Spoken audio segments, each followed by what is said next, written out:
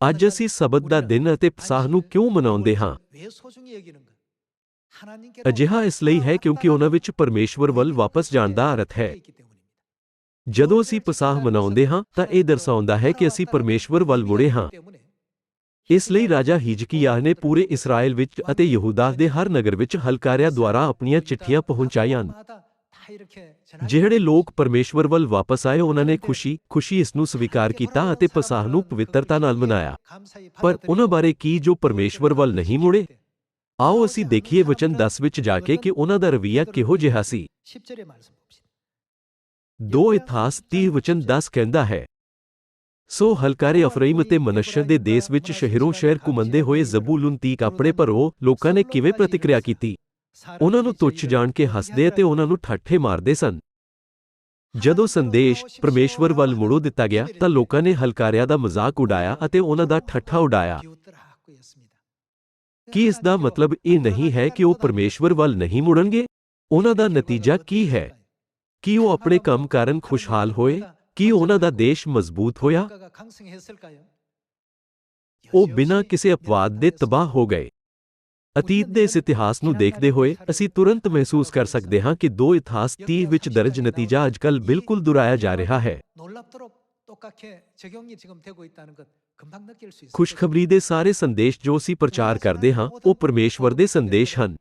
ਰਾਜਾ ਹਿਜਕੀਯਾਹ ਅਤੇ ਹਲਕਾਰਿਆਂ ਬਾਰੇ ਸੋਚੋ। ਕੀ ਉਹਨਾਂ ਨੇ ਰਾਜੇ ਦੀ ਇੱਛਾ ਨਹੀਂ ਪਹੁੰਚਾਈ? ਇਸ ਯੁੱਗ ਵਿੱਚ ਵੀ ਪਰਮੇਸ਼ਵਰ ਸਾਰੀ ਮਨੁੱਖ ਜਾਤੀ ਨੂੰ ਆਪਣੇ ਵੱਲ ਮੁੜਨ ਲਈ ਕਹਿੰਦੇ ਹਨ ਤਾਂ ਜੋ ਮੁਕਤੀ ਵੱਲ ਉਹਨਾਂ ਦੀ ਅਗਵਾਈ ਕਰ ਸਕਣ। ਲੋਕ ਪੁੱਛ ਸਕਦੇ ਹਨ, ਅਸੀਂ ਪਰਮੇਸ਼ਵਰ ਵੱਲ ਕਿਵੇਂ ਮੁੜ ਸਕਦੇ ਹਾਂ? ਪਰਮੇਸ਼ਵਰ ਸਾਨੂੰ ਇਸ ਦਾ ਜਵਾਬ ਦੇ ਰਹੇ ਹਨ। ਜਿਹੜੇ ਪਸਾਹ ਦਾ ਪਰਬ ਮਨਾਉਂਦੇ ਹਨ ਅਤੇ ਪਰਮੇਸ਼ਵਰ ਦੇ ਹੁਕਮਾਂ, ਨਿਯਮਾਂ ਅਤੇ ਵਿਵਸਥਾਵਾਂ ਦਾ ਪਾਲਣ ਕਰਦੇ ਹਨ, ਉਹ ਪਰਮੇਸ਼ਵਰ ਵੱਲ ਮੁੜ ਗਏ ਹਨ। ਆਓ ਅਸੀਂ ਮਲਾਕੀ ਅਧਿਆਇ 3 ਵਚਨ 7 ਉੱਤੇ ਜਾਈਏ। ਆਪਣੇ ਪਿਓ ਦਾਦਿਆਂ ਦੇ ਦਿਨਾਂ ਤੋਂ ਮੇਰੀਆਂ ਵਿਧੀਆਂ ਤੋਂ ਬੇਮੁਖ ਹੁੰਦੇ ਆਏ ਹੋ। ਉਹ ਕਿਸ ਚੀਜ਼ ਤੋਂ ਬੇਮੁਖ ਹੁੰਦੇ ਹਨ? ਉਹ ਪਰਮੇਸ਼ਵਰ ਦੀਆਂ ਵਿਧੀਆਂ ਤੋਂ ਬੇਮੁਖ ਹੁੰਦੇ ਹਨ। ਕੀ ਇਸ ਦਾ ਮਤਲਬ ਇਹ ਨਹੀਂ ਹੈ ਕਿ ਉਹਨਾਂ ਨੇ ਪਰਮੇਸ਼ਵਰ ਨੂੰ ਛੱਡ ਦਿੱਤਾ ਹੈ? ਮੇਰੀਆਂ ਵਿਧੀਆਂ ਤੋਂ ਬੇਮੁਖ ਹੁੰਦੇ ਆਏ ਹੋ, ਤੁਸੀਂ ਉਹਨਾਂ ਦੀ ਪਾਲਣਾ ਨਹੀਂ ਕੀਤੀ। ਇਸ ਲਈ ਉਹਨਾਂ ਨੂੰ ਕੀ ਕਰਨਾ ਚਾਹੀਦਾ ਹੈ? ਤੁਸੀਂ ਮੇਰੀ ਵੱਲ ਮੁੜੋ ਤਾਂ ਮੈਂ ਤੁਹਾਡੀ ਵੱਲ ਮੁੜਾਂਗਾ, ਸੈਨਾਵਾਂ ਦਾ ਯਹੋਵਾ ਆਖਦਾ ਹੈ। ਮਨੁੱਖ ਜਾਤੀ ਨੂੰ ਪਰਮੇਸ਼ਵਰ ਵੱਲ ਮੁੜਨਾ ਚਾਹੀਦਾ ਹੈ। ਸਾਰੀ ਮਨੁੱਖ ਜਾਤੀ ਦਾ ਆਤਮਿਕ ਸ਼ਰਨ ਨਗਰ ਧਰਤੀ ਉੱਤੇ ਆਉਣਾ, ਜੋ ਆਤਮਾਵਾਂ ਲਈ ਇੱਕ ਜੇਲ੍ਹ ਹੈ, ਨਿਯੁਕਤ ਕੀਤਾ ਗਿਆ ਸੀ। ਫਿਰ ਇਸ ਧਰਤੀ ਤੇ ਸਭ ਕੁਝ ਅਸਥਾਈ ਹੈ, ਇਹ ਸਦਾ ਲਈ ਨਹੀਂ ਰਹਿੰਦਾ। ਕੀ ਬਾਈਬਲ ਮਨੁੱਖੀ ਜੀਵਨ ਨੂੰ ਸਵੇਰ ਦੀ ਤਰੇਲ ਵੀ ਨਹੀਂ ਕਹਿੰਦੀ? ਜਿਸ ਤਰ੍ਹਾਂ ਸੂਰਜ ਚੜ੍ਹਦੇ ਹੀ ਘਾਹ ਦੇ ਸਿਰੇ ਤੇ ਤਰੇਲ ਦੀਆਂ ਬੂੰਦਾਂ ਅਲੋਪ ਹੋ ਜਾਂਦੀਆਂ ਹਨ, ਉਸੇ ਤਰ੍ਹਾਂ ਅੱਖ ਝਪਕਦਿਆਂ ਹੀ ਸਾਡਾ ਜੀਵਨ ਖਤਮ ਹੋ ਜਾਂਦਾ ਹੈ। ਇਸ ਤਰ੍ਹਾਂ ਸਾਡਾ ਜੀਵਨ ਅਸਥਾਈ ਹੈ, ਇਹ ਬਹੁਤ ਤੇਜ਼ ਅਤੇ ਛੋਟਾ ਹੈ। ਇਸ ਲਈ ਪਰਮੇਸ਼ਵਰ ਕਹਿੰਦੇ ਹਨ, ਆਓ ਅਸੀਂ ਆਪਣੀ ਮੂਲ ਦੁਨੀਆ ਵਿੱਚ ਵਾਪਸ ਜਾਈਏ। ਸਾਨੂੰ ਉਸ ਦੁਨੀਆ ਵਿੱਚ ਵਾਪਸ ਜਾਣਾ ਚਾਹੀਦਾ ਹੈ। ਉੱਥੇ ਵਾਪਸ ਜਾਣ ਲਈ ਸਾਨੂੰ ਉਸ ਪੌੜੀ ਤੇ ਚੜ੍ਹਨਾ ਚਾਹੀਦਾ ਹੈ ਜਿਸ ਨੂੰ ਪਰਮੇਸ਼ਵਰ ਦੀ ਵਿਵਸਥਾ ਅਤੇ ਨਿਯਮ ਕਿਹਾ ਜਾਂਦਾ ਹੈ। ਤੁਹਾਨੂੰ ਪਰਮੇਸ਼ਵਰ ਦੀਆਂ ਵਿਧੀਆਂ ਦੀ ਪਾਲਣਾ ਕਰਨੀ ਚਾਹੀਦੀ ਹੈ। ਜਿਨ੍ਹਾਂ ਕੋਲ ਅਜੇ ਵੀ ਆਤਮਿਕ ਗਿਆਨ ਹੈ, ਉਹਨਾਂ ਦੇ ਕੰਨ ਇਸ ਬਾਰੇ ਖੁੱਲ੍ਹੇ ਹੋਣਗੇ। ਕੋਈ ਫਰਕ ਨਹੀਂ ਪੈਂਦਾ ਕਿ ਉਹ ਕਿੱਥੇ ਵੀ ਰਹਿੰਦੇ ਹੋਣ, ਪਰਮੇਸ਼ਵਰ ਨੇ ਇਸ ਤਰ੍ਹਾਂ ਦੀ ਖਬਰ ਲਈ ਉਹਨਾਂ ਨੂੰ ਉਹਨਾਂ ਦੇ ਕੰਨਾਂ ਨੂੰ ਖੋਲ੍ਹਣ ਦੀ ਇਜਾਜ਼ਤ ਦਿੱਤੀ ਹੈ। ਸਬਤ ਦੇ ਦੁਆਰਾ ਸਾਡੇ ਸਾਰੇ ਮਨਾਂ ਨੂੰ ਪਰਮੇਸ਼ਵਰ ਵੱਲ ਮੁੜਨਾ ਚਾਹੀਦਾ ਹੈ। ਅਸੀਂ ਆਪਣੇ ਮਨਾਂ ਨੂੰ ਪਰਮੇਸ਼ਵਰ ਵੱਲ ਮੋੜਨ ਦੇ ਕੰਮ ਨੂੰ ਕੀ ਕਹਿੰਦੇ ਹਾਂ?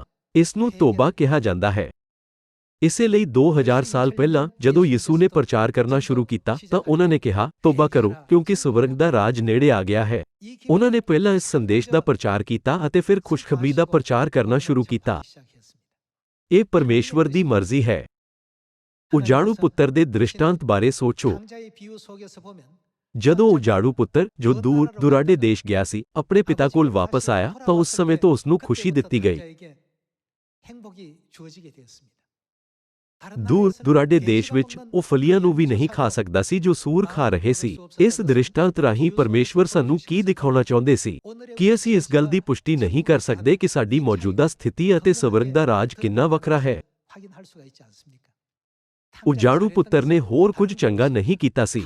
ਇਹ ਸਿਰਫ ਮਾਨਸਿਕਤਾ, ਦ੍ਰਿੜ ਇਰਾਦਾ ਅਤੇ ਆਪਣੇ ਪਿਤਾ ਕੋਲ ਵਾਪਸ ਜਾਣ ਦਾ ਸੰਕਲਪ ਸੀ। ਇਹ ਆਸ ਕਰਦੇ ਹੋਏ ਕਿ ਇਹ ਸੰਦੇਸ਼ ਸਾਰੀ ਮਨੁੱਖਜਾਤੀ ਤੱਕ ਪਹੁੰਚਾਇਆ ਜਾਵੇਗਾ, ਮੈਂ ਇਸ ਉਪਦੇਸ਼ ਨੂੰ ਸਮਾਪਤ ਕਰਨਾ ਚਾਹਾਂਗਾ। ਤੁਹਾਡਾ ਬਹੁਤ ਬਹੁਤ ਧੰਨਵਾਦ।